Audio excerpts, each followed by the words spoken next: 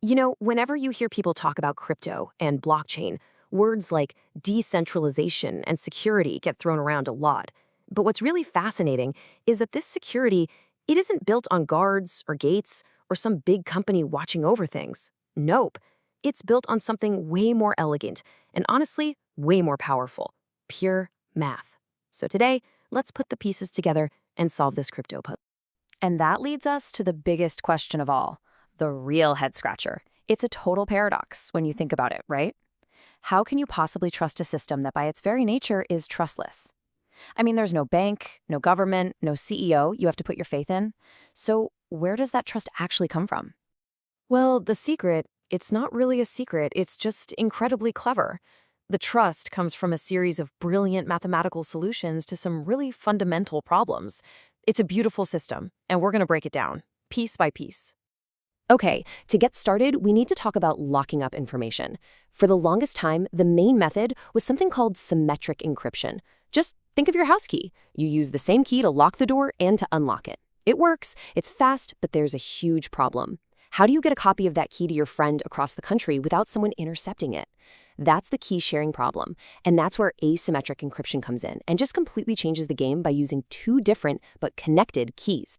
So this idea, this two-key system, is the answer to our first big problem. In a world with no central ID office, no DMV, how do you create a secure identity that you can actually prove is yours? So let's get a little more specific. Asymmetric encryption gives you a pair of keys that are basically mathematical soulmates.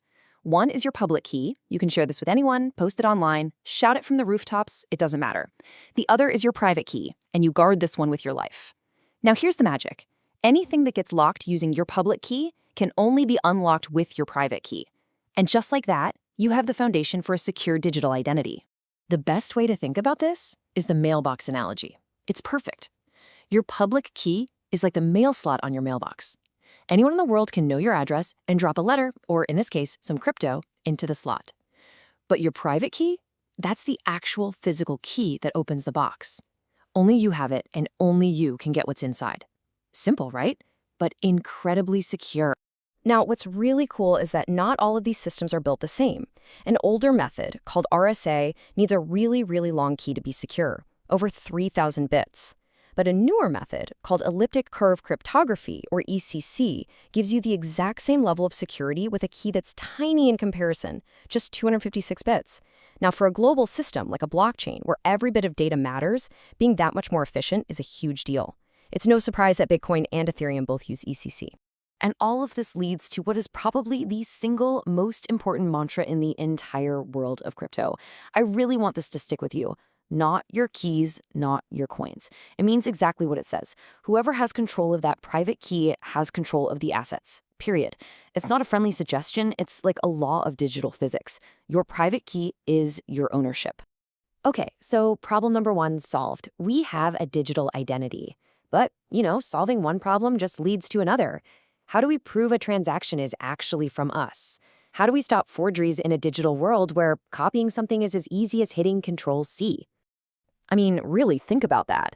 If I want to send you 1 Bitcoin, how does the entire network know that message is actually from me and not from some hacker who just found my public address and is trying to fake a transaction to steal my funds? How do you, sign something digitally? The answer is an incredible invention called a digital signature. You can think of it like a handwritten signature, but honestly, it's a million times more secure. It's a unique mathematical proof that's generated using your private key, and it does two absolutely crucial things. It proves you are who you say you are, and it proves that the message, the transaction itself, hasn't been altered by even a single comma. So how does this magic work? Well, it's basically a 4-step dance. First, you've got your transaction details, who you're sending to, how much, all that. Second, you run that data through a process that creates a unique digital fingerprint. Third, and this is the most important part, you use your secret private key to mathematically sign or encrypt that fingerprint. That encrypted fingerprint is your digital signature. Then finally, anyone else on the network can take your public key to unlock it, check it against the transaction, and instantly verify that it was you and only you who sent it. So what does that little cryptographic dance get us? 3 rock-solid, non-negotiable guarantees. Authenticity, it proves it came from you. Integrity, it proves the message is exactly as you sent it. and non-repudiation, which is just a very fancy way of saying you can't come back later and claim you never sent it. The math makes it impossible to deny. All right, we've got secure identities, we've got authentic transactions. We are so close. Now for the final, massive piece of the puzzle.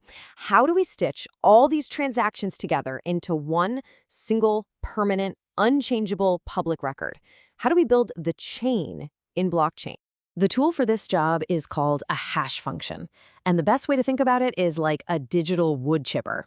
Seriously, you can throw anything into it, a single word, the entire text of a book, a full-length movie, and it spits out a totally unique, fixed-length string of letters and numbers. That output is called a hash, and it's like a perfect digital fingerprint for that data. So for example, let's take a simple phrase. We feed it into the SHA-256 algorithm, which is the one Bitcoin uses, and boom, out comes this long scrambled-looking string of characters. That's its unique fingerprint. But here is where it gets absolutely mind-blowing. Look at this. All we did was change one single capital letter to a lowercase one, a tiny, almost invisible change. And yet, look at the hash. It is completely, totally, unrecognizably different.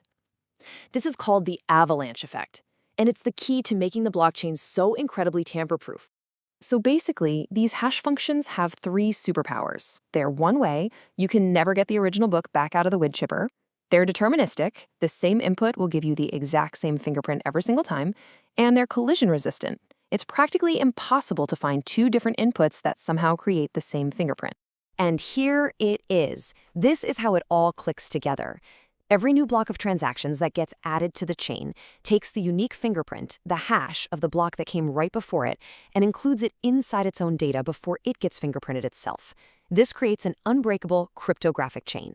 If a bad guy tries to go back and alter even one tiny detail in an old block, its hash will change completely, which will cause the next block's hash to change, and the next, and the next. The entire chain shatters. The fraud is immediately obvious to everyone.